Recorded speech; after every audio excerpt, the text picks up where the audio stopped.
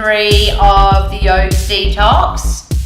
Righto, so there's 2 variations to this one. We're doing 3-legged dog with option to take it through a chaturanga. If you're like, what is she saying? I have no idea. No sweat, I'm gonna break it down for you, and there's so many options for it.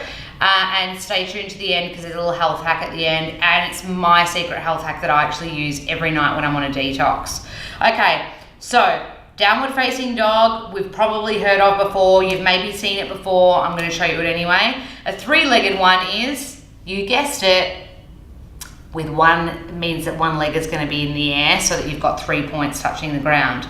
And if you stay just in that, and the reason why I'm explaining it now, not in the pose, is because I'm upside down when I'm in the pose. If you stay just in that, it's a really good way to de-stress yourself.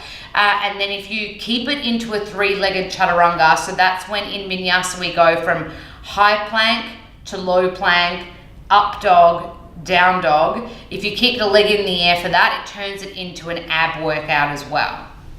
Don't have to do it. Try it on though. It's a really safe one to practice at home. It's a lot of fun, but it just makes the flow part of your vinyasa a little bit bitier. Okay.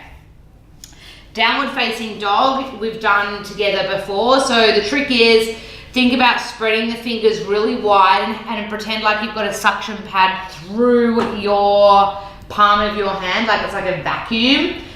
And then all we're gonna do is just send the feet back. So if it's your first down dog of the day, which it is for me, you might want to bend the knees heaps and the heels to the earth. You might want to paddle the feet out, just see how it feels. And then what we're going to do for a 3-legged dog is really simply lift the right leg up. If you want to hip yawn it and draw some circles, you're more than welcome, but we want to actually get it to a 3-legged dog like this. So you're kicking up and back. And from here, what we're doing is we're calming the nervous system down. It's a really nice one, but it's active. You've got to work to keep that leg strong. Like, you don't want it kind of like this. You want to have it on. And then if you want to do the 3-legged chaturanga, which uses core and abs, you find your high plank, low plank, and then place the foot down when you're in an up dog. And this should feel really nice to do an up dog when you've been doing abs, yeah? And then downward facing dog. So I feel like I'm losing my t-shirt, but we're going to do it on the other side so you can get to see it again. Take a moment, reground, wrap your biceps in, lift the left leg up if you want to hip yawn it and kind of have a little bit of a play there, go for gold, but then straighten it out, square the hips off. If you're going to turn this into a 1-legged chaturanga, you look forward, high plank, low plank, up dog, down dog. Nice. So that's how you do 1-legged chaturangas. The thing with that is you can do that when you're doing any flow sequence. You can look at any of my old YouTube yoga videos. We might even link a few of them here, and you'll see I'll be like, come through your vinyasa, high to low plank. You can do that 1-legged chaturanga anytime you do a vinyasa. Just swap sides each time, so left then right or right then left.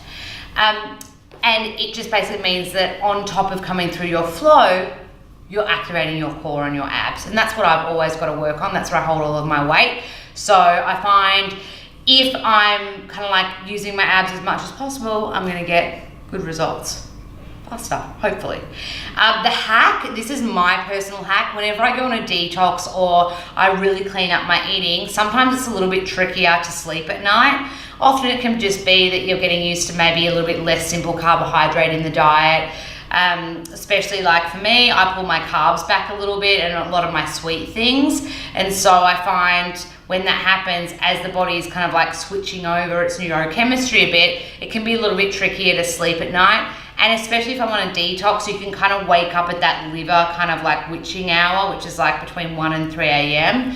So my trick is before I go to bed is I take a powdered magnesium, and I'm by no means prescribing or anything like that here, but magnesium is a great electrolyte that is best absorbed at nighttime. So I've found that taking a nighttime magnesium is a really good way to kind of like make sure that you get a good night's sleep even when you're on a detox And sometimes, yeah, when you're detox, it can be a little bit trickier to sleep, but that's a really handy thing. And foods high in magnesium are dark leafy greens, so like kale, silver beet, spinach, even like broccoli and Brussels would have it. Other sources of magnesium, raw nuts and seeds, so think like almonds, macadamias, sunflower seeds, pumpkin seeds, walnuts, you name it. And then whole grains are also really high in magnesium too. So I think rye, barley, oats, spelt, if you do eat wheat. So there you go. Magnesium is kind of like the traffic controller of your body. You need it for loads. Okay, there's day 3. Tune in for day 4.